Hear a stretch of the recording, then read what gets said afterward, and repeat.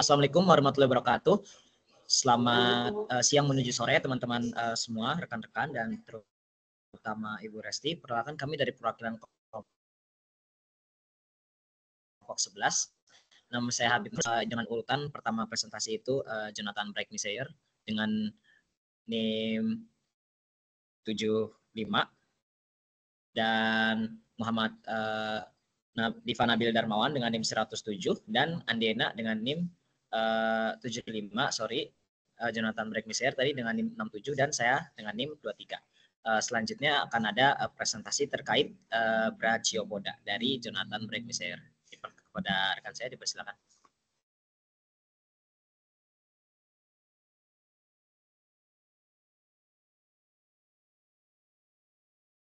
Oke.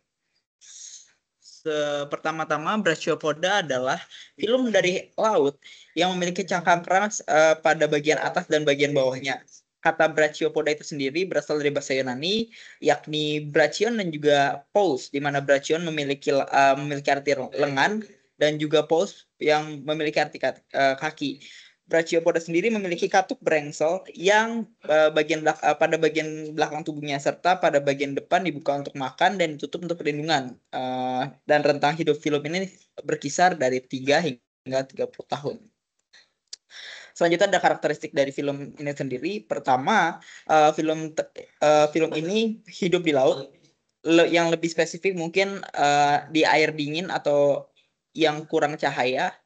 Yang kedua adalah cangkangnya itu sendiri tersusun atas kandungan kalsit atau karbonat. Yang ketiga ada memiliki 2 valvus. Valvus sendiri berarti cangkang ya. Yang saling bertumbuk dan memiliki ukuran beda antara atas dan bawahnya.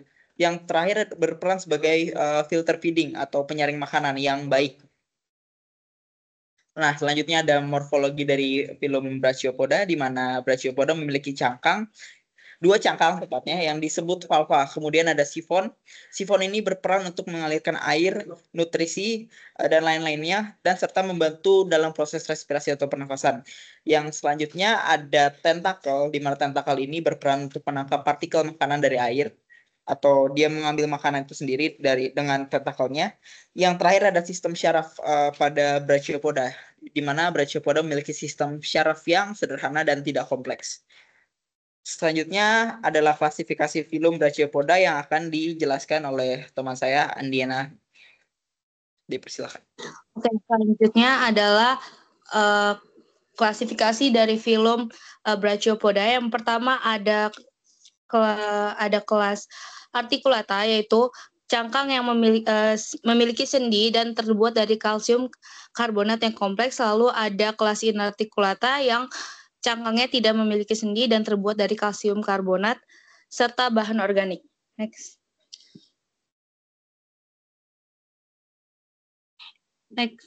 Nah, lalu di sini ada karakteristiknya. Yang pertama, cangkangnya tersusun atas mineral karbonatan, lalu bisa digunakan juga sebagai fosil index, lalu tidak memiliki lubang anus, dan cangkang dihubungkan langsung dengan gigi dan songket yang diperkuat oleh otot. Next. Nah, lalu kelas articulata mempunyai beberapa orde. Yang pertama, orde Petamerida. Ini merupakan turunan langsung dari orde Ortida, di mana cangkangnya bersifat impun cretate. Umumnya berukuran besar dan sangat biconvex, hingga memiliki hindline yang pendek dengan deuterium yang terbuka. Kisaran umumnya dari Ordovicium sampai Permian. Lalu ada orde Rhinosnelida. Genus ini memiliki cangkang impontate yang tidak memiliki perfosari dan fibrous, spherical dan hingeline yang pendek. Umumnya dilengkapi dengan skulkus dan lipatan yang berbentuk paruh yang menonjol pada pedicle valvenya, dan diperkirakan merupakan turunan dari Pentamerida sebagai nenek moyangnya, yang pertama kali muncul pada zaman Ordovicium tengah hingga Mesozoikum. Next. Lalu ada kelas Inarticulata, mempunyai beberapa karakteristik, yaitu tidak mempunyai gigi dan garis pertautan, lalu mempunyai bentuk cangkang membulat seperti lidah. Cangkangnya tersusun atas senyawa fosfat dan kitanan. Cangkangnya dipertautkan oleh sistem otot, dan kelas ini mulai muncul di zaman Kambrian hingga sekarang. Next.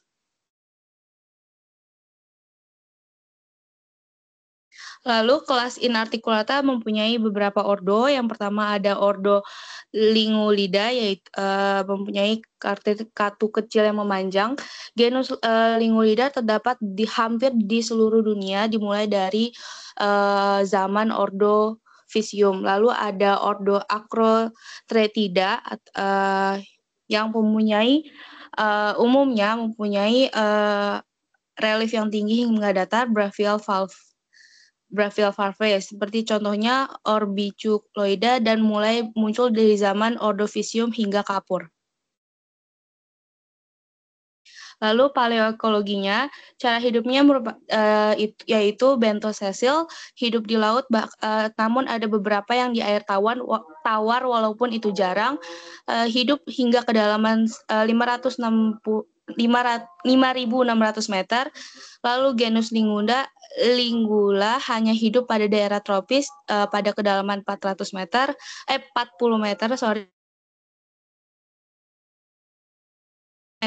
hingga 8 cm.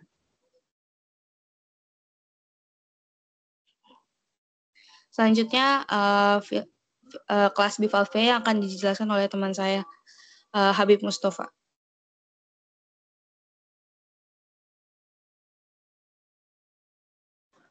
Baik, untuk penjelasan umum akan dijelaskan oleh Nabil.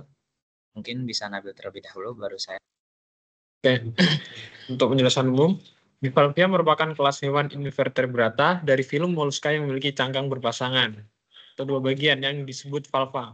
Cangkang ini biasanya simetris dan terhubung oleh engsel di bagian dorsal. Bivalvea meliputi hewan-hewan seperti kerang, tiram, termis, dan kupang.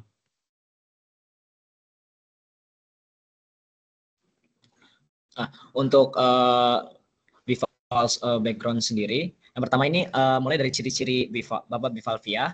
Ini dinamakan bivalvea karena berdasarkan dua valva yang dapat dibuka dan ditutup, merupakan ciri khas dari kelompok hewan ini. Lalu untuk cara beradaptasinya, dia punya bagian tubuh yang bisa disebut foot untuk menggali ke dalam substrat dan menempel pada permukaan. Ini membantu mereka berinteraksi dengan lingkungan sekitar. Selanjutnya untuk metode makannya, bivalvea memiliki cara unik, yakni menyaring partikel makanan dari air. Beda dengan siput yang mana dia meraup makanan dari permukaan. Nah, untuk pembentukan mutiara ini prosesnya unik bagi bivalvea, di mana partikel asing yang masuk ke dalam mantel mereka dilapisi dengan aragonit dan substansia yang dikeluarkan oleh bivalvea. Lanjut.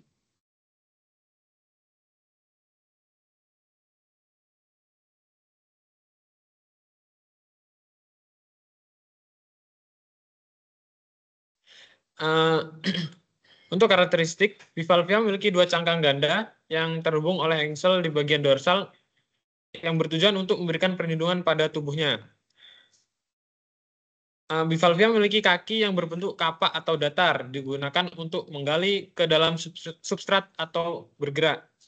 Kemudian, insang bivalvea memiliki bentuk lembaran, berfungsi untuk respirasi dan juga sebagai alat untuk menyaring makanan dari air.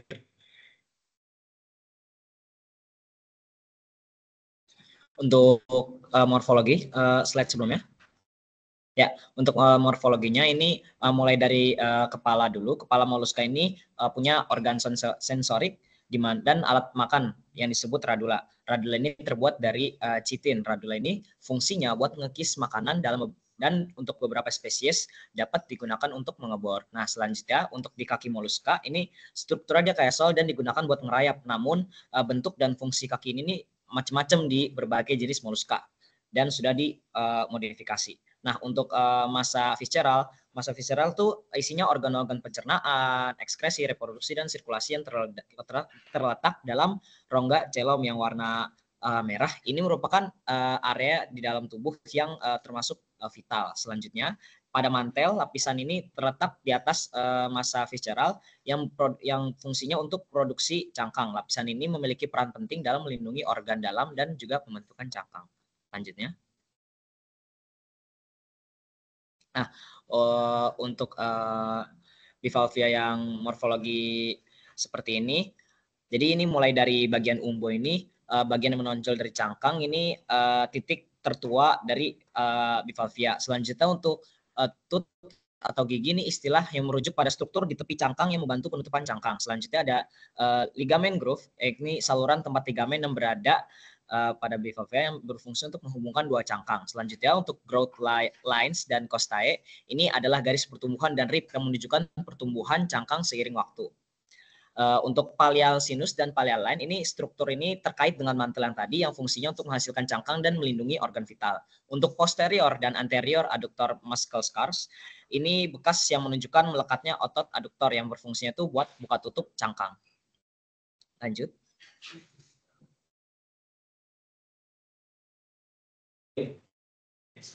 Untuk melanjutkan morfologi yang tadi,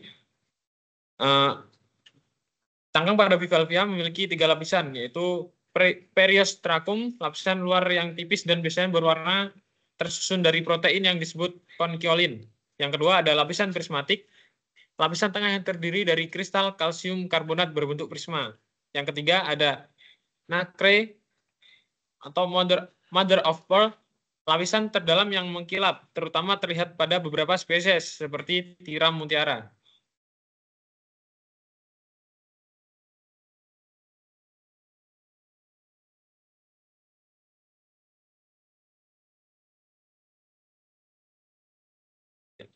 Untuk klasifikasi bivalvia memiliki 4 subkelas. Yang pertama Protobranchia, Pteriomorpha, Heterodonta, dan Paleoheterodonta.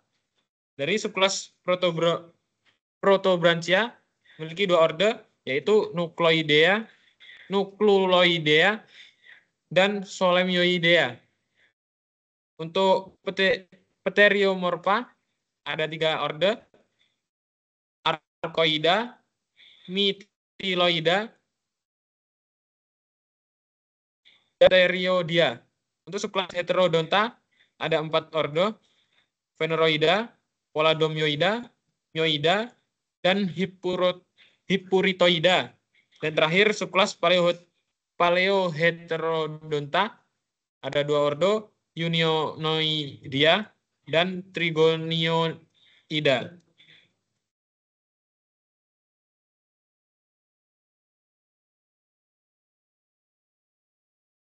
Untuk paleoekologi dari bivalvia, umumnya hidup di laut dangkal yang berlumpur atau berpasir. Bivalvia hidup dengan cara menempel bertumbuh pada sedimen lunak hingga keras dan menggali lubang dangkal pada pasir atau lumpur yang bertujuan untuk perlindungan diri.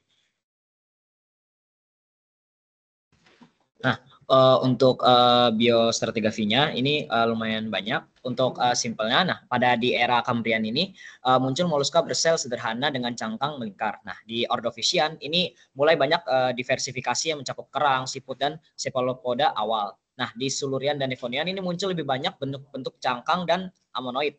Nah, pas di